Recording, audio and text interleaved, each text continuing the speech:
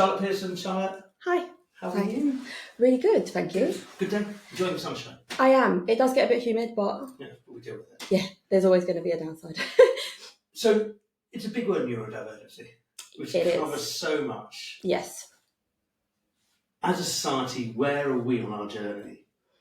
I feel like we're at a very important stage where there's been a lot of positives, but also a lot of negatives. Because, I mean, I love the fact that we've managed to raise so much awareness, because when I first started speaking, nobody else was speaking about it.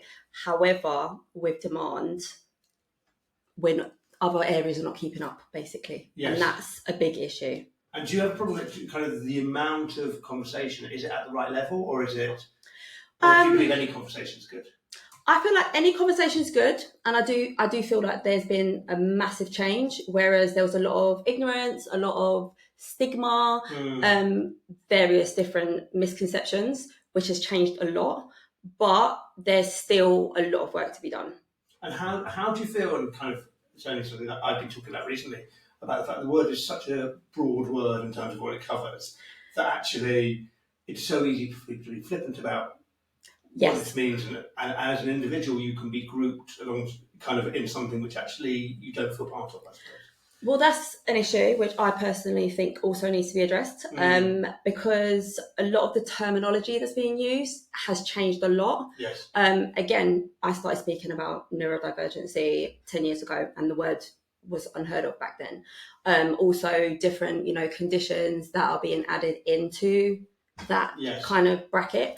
But there's also issues with terms that are being used that are now seen as being offensive. An example, Asperger's. Yes.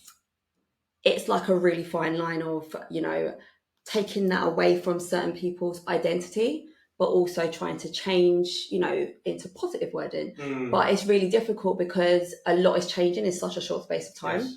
So, yeah. So when you're speaking, is it to help is it for people to feel confident in the fact they can talk about it? Both people who are neurodivergent, but also people who want to engage in conversation, because there's a lot of people who are fearful of saying the wrong thing. Yes, so that's something I'm actually quite passionate about. Right. So I personally, if I'm ever raising awareness or speaking on a group or anything like that, I always make a point of encouraging those who aren't neurodivergent to join the discussions, because they can learn so much. I have people who I've been in contact with for years, and just from me sharing my story have then gone on to get diagnosed, or their children diagnosed. And so it just goes to show how important the conversation is, because autism is a spectrum. And then you've also got ADHD, and then you've got different conditions that combine. And I mean, I'm autistic and ADHD. My son's autistic, ADHD and dyspraxic. It's very common for, it to go in.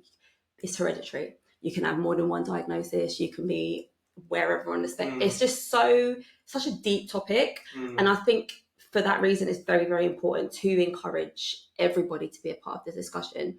It does get difficult. I know that, those who are a part of the neurodivergent community can be quite sensitive at times, which I get. But at the same time, it can also deter people from wanting to learn or wanting to have those conversations because they're worried about saying the wrong thing. But it also, there's even been clashes between parent carers who are looking after neurodivergent children and adult neurodivergent people.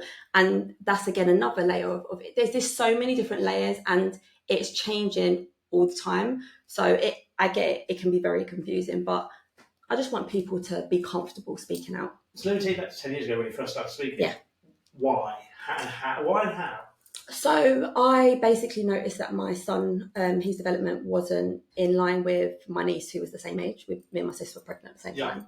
And I did that whole, Google diagnose yourself. Right. Yeah.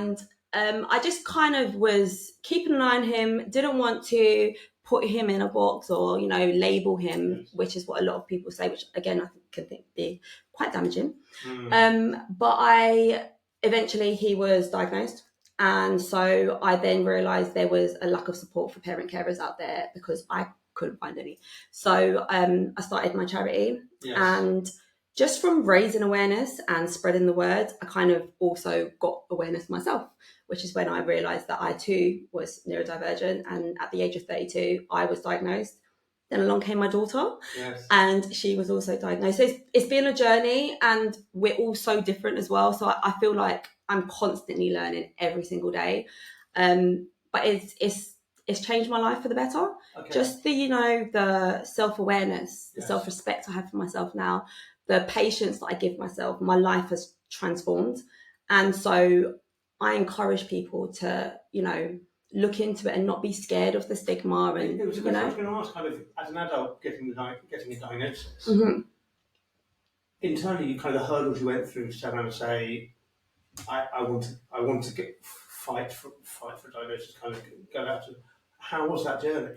See, I was one of the lucky ones who, I say lucky, but basically I was referred by my doctor before, because remember I've been speaking about this before it was such a big topic. Yeah.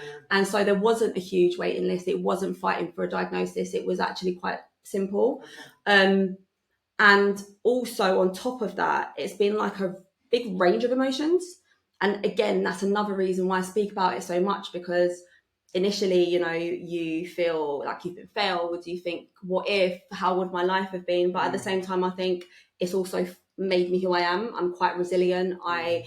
There's just certain things that I can do in life that I don't know if I hadn't had to fight for everything, would I be the person I am? So I kind of always try to look at the positives as well as the negatives.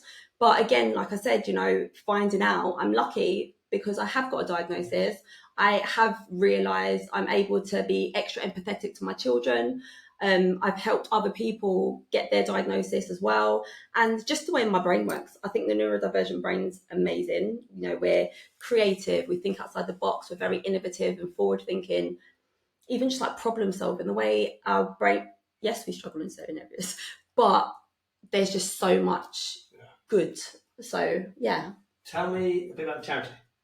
So the charity, I don't no longer run the charity. It's now a community group. Yeah. We basically support parent carers who have got special educational needs children or disabled children, and just fighting for their rights. We've campaigned for, more provisions and so on. We've worked in schools, run coffee mornings.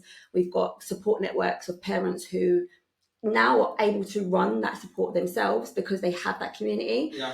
And then recently I was recruited by an organisation called The Invisible Gift. So that's where I am now. Yeah. And I love it because it's all of the work I was doing for parent carers, but it's now for all neurodivergent people. And I guess you would say allies. So organisations who want to be more inclusive, or, the education system and the government and everything, anything related to neurodiversity. And the thing is, everything is related to neurodiversity. Yes. You just have to have the right perspective. And we now work to basically support everybody in the community. So my last question, I think, kind of looking into the future or whatever, what do you want to see change in society? Like in the short term, what would you be a big tick for in terms of we are improving, getting better and being more aware? So I do think that the facilities available and the support available needs to keep up with the demand. That's a main thing for me. But for what I'm trying to do is I'm trying to shine a light on the fact that rather than being segregated with things like autism hours and so on, which will still be needed, there are certain reasonable adjustments that could be made that a neurotypical person wouldn't notice but would make the world of difference to a neurodivergent person.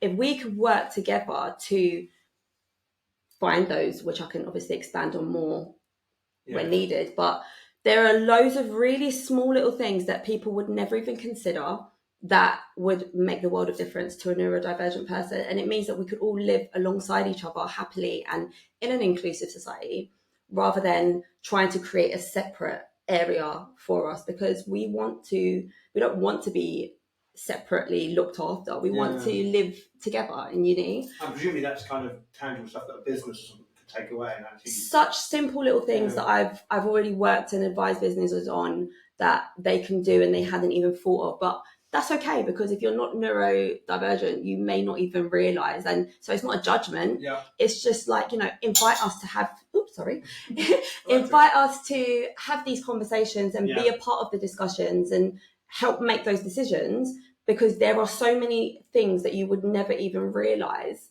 unless we are part of that. Yeah. On that note, I love it. Thanks so much for your time. Thank you so much.